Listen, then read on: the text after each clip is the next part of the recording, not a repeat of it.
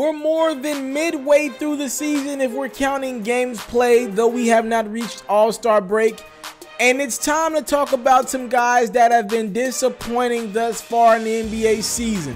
At number 5, I'm going to roll with Tristan Thompson. Listen, Tristan Thompson has to be held to a standard of a really good player because he's getting paid like a really good player.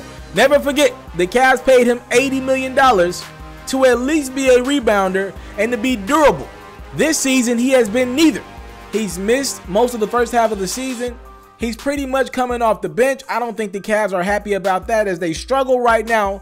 They don't even got a guy they're giving $80 million to come in and contribute. He can't score a basket in the post.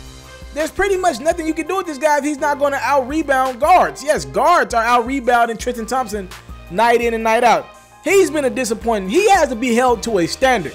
And we're just letting him get a pass right now because he plays with a guy by the name of LeBron James. At number 4, I'm going to say John Wall. Though he's averaging about 19 a game, about 9 assists a game, I got to give John Wall some L's here. The Wizards are not where I expected them to be. They should be better than what they are. This team has too much talent. You re-signed Otto Porter. You still got Kelly Oubre, a nice young talent. Bradley Beal, John Wall. Something is going on in that team, and reports are starting to come out that John Wall and Bradley Beal behind the scenes are not getting along.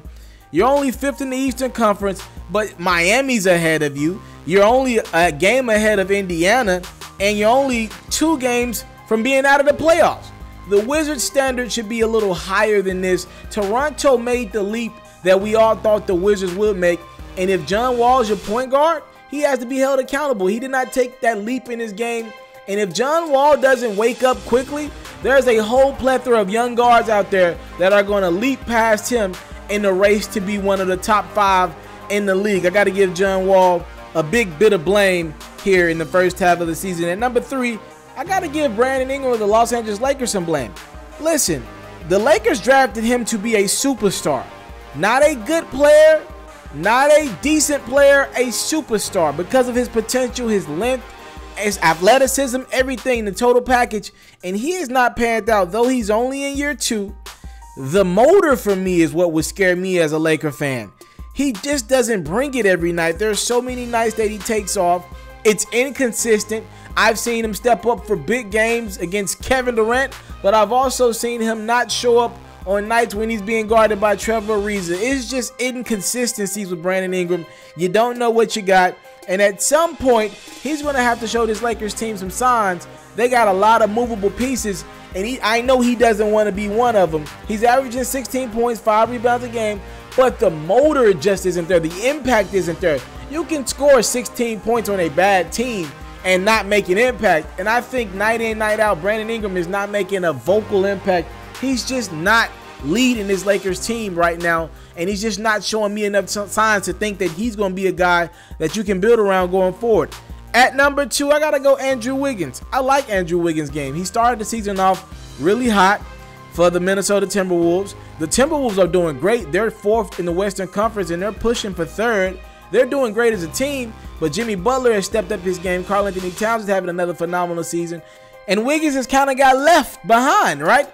You got too much talent, Andrew Wiggins. You were the number 1 pick in the draft. There's a standard that needs to be upheld when you're that type pick with the talent that he had coming out of high school and the roar that he made at Kansas and just that second jump, right? That second jump that is so rare. And so many people have compared him to Tracy McGrady.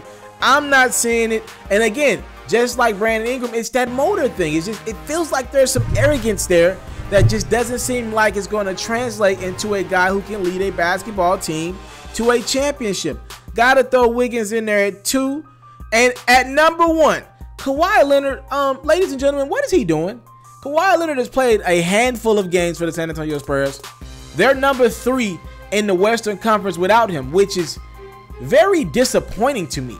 If Kawhi Leonard had played most of the games this season, I believe San Antonio Spurs would be number 3 in the Western Conference. How is he an MVP candidate if the team is in the same spot they'd be without him? That doesn't make sense to me. That kind of tells me it's more about Popovich's system than it is Kawhi's game, even though he's a phenomenal basketball player, a finals MVP. The brother just really took the season off. He's not playing much. He's back injured again. There's no timetable for his return. and this is a guy that's supposed to challenge LeBron James as maybe the next best player in the league? I think not.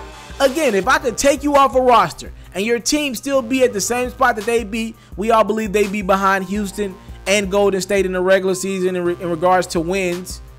If I could take you off the roster and the team still be in the same spot, how impactful are you? And no great player has ever gotten a pass for taking a season off, and we're midway through it. And like I said, Kawhi's played like 8 to 10 games. That's unacceptable for this San Antonio Spurs team that still has aspirations of making one more championship push. Those are my 5 guys that I'm disappointed in thus far in this season. We'll see if they turn it around with a little less than 37, 38 games to go. I'd bet on Kawhi Leonard to turn this thing around before anyone else, or maybe John Wall. Those 2 guys, been there, done that. Kawhi's a finals MVP. John Wall's been one of the better point guards in the league.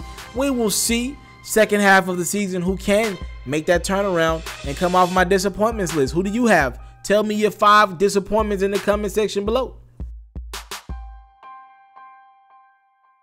On the next episode of my sports series with the Pharaohs, it has been a sensational year for young rookies. We got a lot of talent going forward in the NBA, ladies and gentlemen. You should be excited as we discuss the 5 great surprises from NBA rookies during the 2017-2018 NBA season. Now, let me throw this caveat out here. Larry Markkinen should be on this list. He's made 100 threes in 43 games.